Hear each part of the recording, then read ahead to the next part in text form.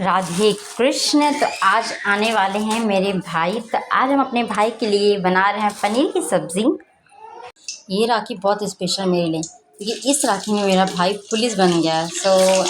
मुझे राखी का सबसे पहले एक गिफ्ट मिल चुका है। राखी बांधने से पहले ही हमारा भाई तरक्की करे, सफल रहे, इससे अच्छी खुशी क्या होती है एक बहन के लिए।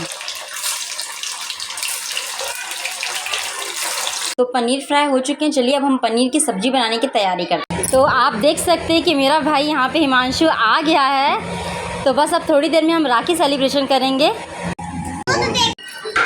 हाथ दिखाओ राखी वालों।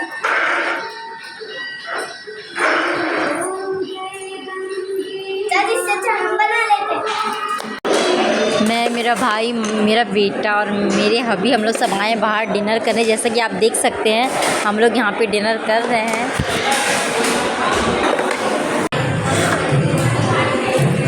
ये खाना खा लो, खा लो, इसको डालो, इसमें खाओ ना, इसको कंप्लीट करो।